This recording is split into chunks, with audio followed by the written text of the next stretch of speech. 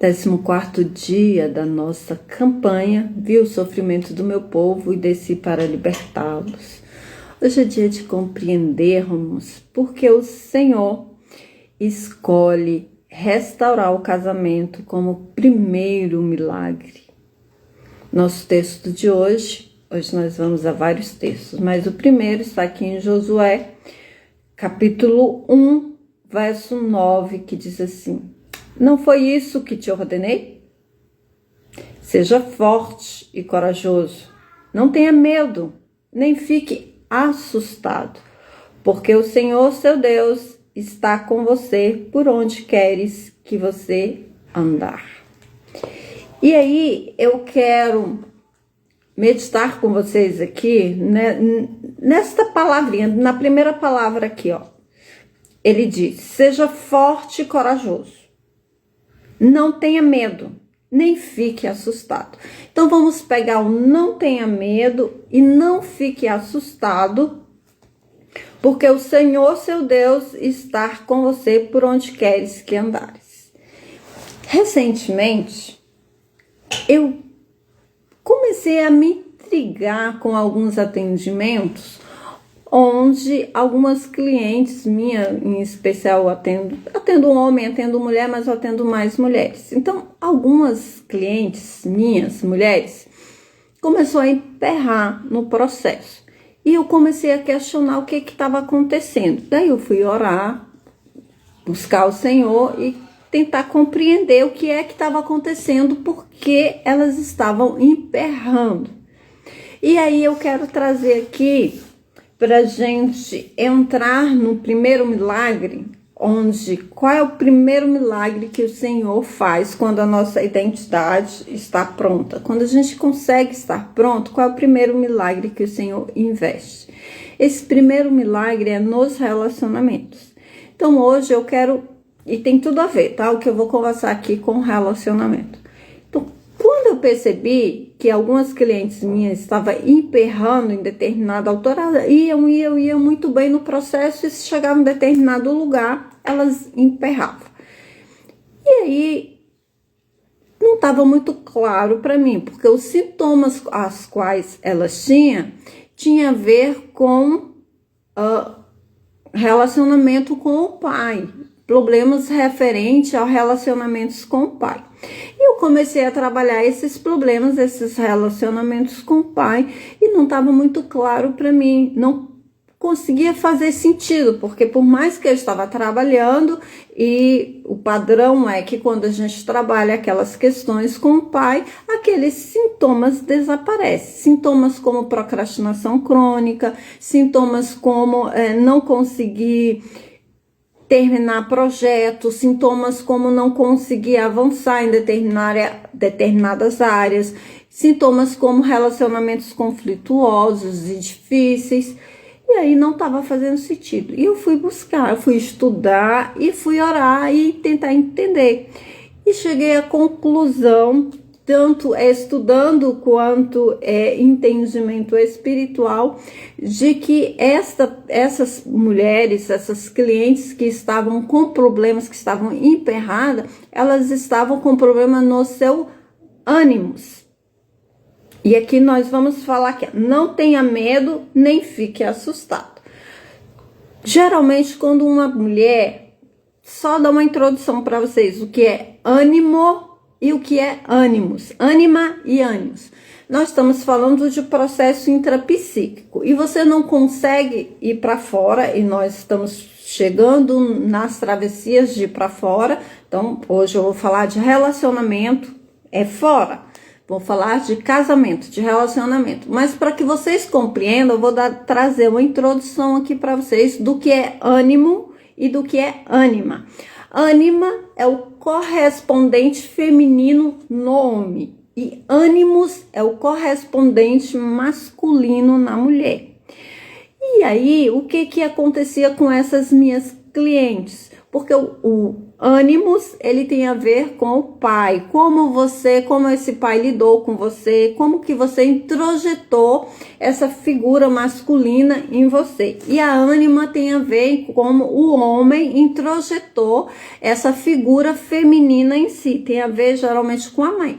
Só que no caso das minhas clientes que estavam emperradas no processo, não tinha a ver com o ânimos do pai, mas sim com a ânima da mãe. Lembra que a gente conversamos alguns dias atrás sobre simbiose materna? E aí, o que acontece quando uma mulher ela está em simbiose materna com a mãe? O ânimos dela não se desenvolve referente ao pai, mas o ânimos dela se desenvolve referente ao ânimos da mãe, ou seja, ela reproduz o ânimos da mãe. E se esse ânimos ele é crítico, né, violento, castrador, se esse masculino da mãe é crítico, castrador, violento, é ali uma figura masculina, digamos, um tanto perversa, essa menina que não conseguiu se individuar, que está em simbiose com a mãe, ela reproduz esse mesmo ânimo castrador, e isso é a voz interna dela. É aquela vozinha, para você entender ânimo e ânima, é aquela vozinha dentro de você que quando você vai fazer determinada coisa, aí você começa animado, você está animada a dar o primeiro passo e começa a agir ali referente ao seu projeto e começa naquela animação, de repente algo acontece dentro de você e você começa a sentir uma ansiedade, é aquela vozinha lá do fundo que diz, não, você não é boa o suficiente, não, você precisa ser perfeita e você não consegue, aquela vozinha que te joga para baixo, que te faz se sentir ansiosa, que te faz se sentir incapaz de continuar aquele projeto.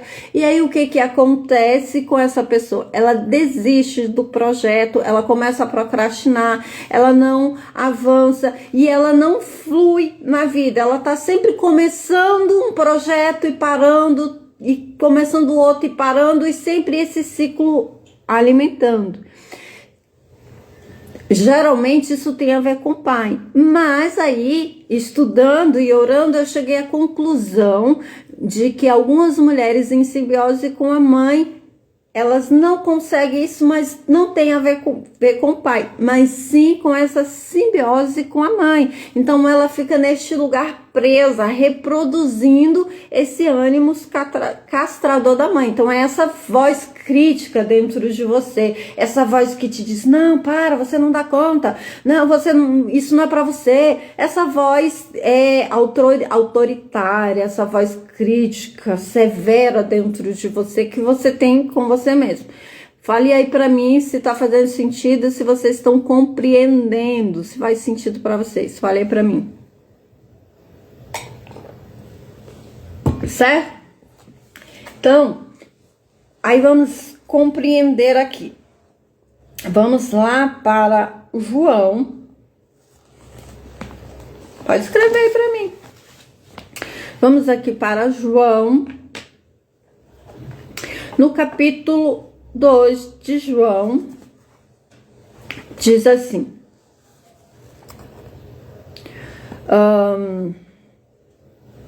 Capítulo 2 fala do primeiro milagre de Jesus. Fala de Jesus realizando um milagre ali no casamento, em Caná da Galileia. E aqui, Jesus disse,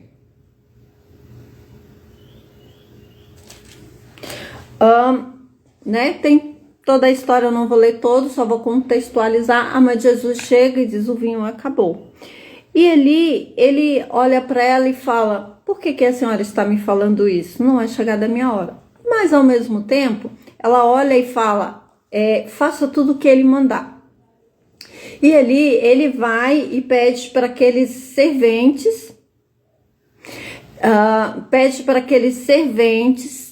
encher as talhas, e os serventes vão lá e enchem a talha, e ele transforma aquela água em vinho e manda entregar para o mestre-sala que prova o vinho e ele responde. Quando o responsável pela festa provou a água transformada em vinho, embora ele não soubesse de onde tinha vindo, contudo os serventes que haviam tirado a água sabiam. Chamou o noivo e lhe disse: todos costumam servir primeiro o melhor vinho, e quando todos bebem, vem e serve o vinho inferior. Você, porém, guardou o melhor vinho até agora. Assim, em Caná da Galileia, Jesus deu início aos seus sinais e manifestou a sua glória, e seus discípulos creram nele. Ok? Então aqui está falando do primeiro milagre de Jesus. E por que Jesus escolheu fazer o primeiro milagre dentro do casamento? E aí vocês vão entender por que, Rose, porque não tem nada a ver isso daí com ânimos e com ânimos. Tem sim, porque um casamento só é feliz quando o teu ânimos e tua, né, você está o masculino e o feminino dentro de você estão em harmonia. Sem isso, você não consegue, porque você projeta no querido aí, no marido, como só tem mulher aqui, eu vou falar só para as mulheres. Não entrou nenhum homem aqui, então vou falar só para as mulheres. Então, você projeta nesse marido a sua raiva, esse ânimo severo, você projeta tudo no querido aí, no marido, e você começa a tratar esse homem como se ele fosse cruel com você, quando na verdade você está projetando esse ânimo. Deixa eu só dar uma olhadinha aqui na minha cola, porque é muita coisa, senão eu acabo mas esse ânimo, ele fala daquilo que você, quando a pessoa não está com o ânimo integrado, a mulher não está com esse ânimo integrado dentro dela, ela projeta nesse homem aquilo que ela gostaria e aquilo que ela odeia, aquilo que ela ama e aquilo que ela odeia. Ou seja, ela começa a se relacionar não com este marido, mas com a projeção que ela faz do seu ânimo. E ela começa nessa projeção interiorizar as questões dela, aquilo que ela ama. Então, quando ela conhece aquele homem, ela se apaixona não por ele, porque ela tá mal resolvida. Então, isso acontece com qualquer mulher, tá? Tanto quando o ânimos dela veio referente ao paterno, quanto nesse caso de simbiose. Em simbiose é pior porque ela faz essa projeção ainda pior ainda, que ela projeta uma imagem falsa, um querido que não existe. Ela cria na cabeça dela um príncipe encantado, e esse príncipe encantado não existe. E aí tem tudo a ver com o primeiro milagre de Jesus, porque quando você conhece um homem e começa a se relacionar com ele, você tem o vinho. Primeiro o vinho é esse vinho da paixão, esse vinho dessa projeção anímica. E aí parece tudo bem, parece que você achou a sua alma gêmea, que não existe alma gêmea, e parece que você achou o príncipe encantado, que também não existe, só nos contos de fada. Na vida real, o que existe? Existe homens e mulheres que estão buscando ficar inteiro. E quanto mais o seu processo de individuação flui, quanto mais a sua identidade está pronta, mais inteiro você está, mais relacionamento saudável você tem. E o que existe quando você convida Jesus para entrar? Mas a gente vamos já chegar aí. Então, esse é um passinho daqui a pouquinho. E aí, nesse primeiro lugar aqui, quando você conhece esse querido, então você projeta esse príncipe encantado e parece que é maravilhoso, tá. E aí, o que acontece quando a pessoa vai lá, entra no relacionamento e se casa? Você começa a ver, aí você começa a fazer o contrário, você começa a projetar aquilo que você odeia em você no querido. E aí, tudo nele te irrita. E aí você começa a se irritar com esse homem, você começa a ficar irada, você começa a ter raiva desse homem. Por quê? Porque você está projetando o teu ânimos violento não integrado, tá? Porque ele precisa ser integrado. A gente vamos lá chegar jazinho na integração. Então, quando eu só olhar aqui para mim, quando esse ânimos fantasioso, essa palavra que eu estava procurando, quando esse ânimos fantasioso em você está projetando esse ânimos fantasioso no marido, o que vai acontecer com esse relacionamento? Esse relacionamento vai ficar desgastado, vai ter muita briga, vai ter muita guerra, vai ter muito conflito. E aí é um momento em que Jesus entra, o vinho novo entra. É quando você chega e diz para o Senhor, Senhor, participa do meu casamento, faça parte do meu casamento, não me deixa sozinha, porque eu não consigo, traz vinho novo para o meu casamento. Aí é neste momento que o Senhor transforma as águas ruins emocional aí, as suas águas emocional em vinho novo. E aí o Senhor começa a operar dentro de você e a curar o teu ânimo e a curar a ânima do teu marido de forma que ele traz o vinho novo e há uma integração dessa ânima do homem e desse ânimos da mulher, e vocês se completam no casamento. Por isso o Senhor, o primeiro milagre que ele fez foi no casamento. Por quê? Porque para o Senhor a família é uma instituição muito especial, e o casamento ele é espiritual, não é carnal. O casamento é uma instituição espiritual. Quem criou o casamento? Deus. Aonde ele criou o casamento? Lá em Gênesis 2, versículo 24. Deixará o homem, seu pai, sua mãe, se unirá à sua mulher, e serão dois numa só carne, e ser fecundo e multiplique, e enche a terra. Foi Deus quem criou o casamento. Por isso, o primeiro milagre, a primeira restauração que o Senhor faz na sua terra prometida é restaurar o seu casamento. Por isso, o primeiro milagre que ele faz fora, na sua terra prometida, é restaurar o seu casamento. Glória a Deus. É o primeiro milagre que ele faz. É restaurar o seu casamento. Mas para isso você precisa convidá-lo. Senhor Jesus, participa do meu casamento. Venha para o meu casamento. Transforma essa água em vinho bom. Não o vinho da paixão, que é o primeiro que isso aí é carnal. O vinho, quando você conhece, aquela coisinha assim que parece que é bom, isso é da carne. Isso é o vinho da paixão. Não é esse vinho que ele quer te dar, ele quer te dar o vinho novo. O vinho que a gente já conversamos aqui, que é onde Cristo e a igreja cria a mesma conotação com você e o seu marido, e os dois se tornam uma só carne, e o Senhor entra nessa simbiose santa, onde você é curada das suas dores, onde a mulher é curada de todas as dores emocionais que ela trouxe do seu clã.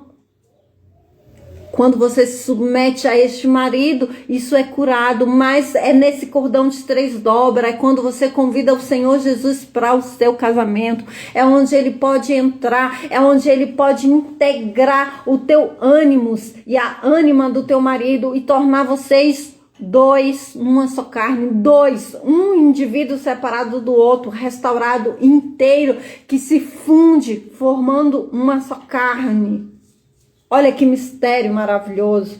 Então, é o primeiro milagre que ele faz. E é isso que ele quer para mim e para você. Restaurar os nossos relacionamentos, restaurar a nossa vida conjugal, restaurar. É o primeiro milagre que ele quer fazer na minha vida e na sua vida. E ele hoje está nos convidando. Me deixa entrar no seu casamento. Escreva aí para mim, escreve aí, Jesus, entra no meu casamento. Entra, eu estou te convidando, eu estou te permitindo, entra. Senhor, tenha liberdade, seja bem-vindo no meu casamento. Escreve aí, Senhor, seja bem-vindo. Jesus, seja bem-vindo no meu casamento. Amém? E ele está nos convidando.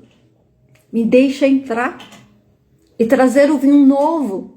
Me deixa entrar e trazer o vinho novo, e te dar alegria, e te dar gozo, porque vinho espiritual aqui fala de gozo, fala de alegria, fala de bênção, fala de restituição, de restauração, fala de transbordo. Isso é o vinho novo. E ele está te convidando. Me permita entrar no seu casamento hoje. Glória a Deus. É isso mesmo. Escreva aí. Jesus entra no meu casamento. Amém. Isso mesmo. Seja bem-vindo no meu casamento. E ele hoje, ele quer transformar essas águas do seu casamento em vinho, vinho novo. Ele quer te dar gozo, ele quer te dar regozijo, ele quer te dar prazer, ele quer te dar vida e vida em abundância. E como? Qual é o passo a passo para você chegar a viver esse milagre? Vamos aqui? Como que você integra? Primeiro, você compreende que você é um ser separado, você é inteiro. Lembra que a gente estamos aqui formando a nossa identidade, que a gente, dentro do processo intrapsíquico, nós colocamos Josué. Josué é o seu eu integrado, é o seu eu que o Senhor Jesus formou, que foi se formando nesse processo que a gente está aqui integrado. É a representação de Josué. É esse eu, essa nova identidade, porque para que a nova identidade exista, a velha precisa morrer. Para que um novo homem exista em você, o velho homem precisa morrer. Então aquela identidade toda cheia de problemas, cheia de dores, toda desintegrada, ela está deixando de existir para que Josué, tá? Esse novo eu. Por que que o Senhor trocou o nome de Josué? O nome de Josué era Oséias. E o Senhor trocou o nome dele para Josué. Porque essa nova identidade é a identidade que atravessa o Jordão.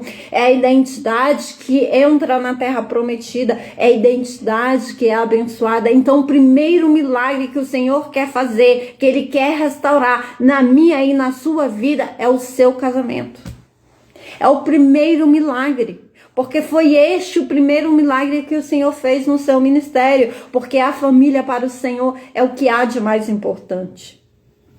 Então, hoje o Senhor está nos convidando, me permita entrar no seu casamento e trazer vinho novo e transformar as suas águas em vinho novo.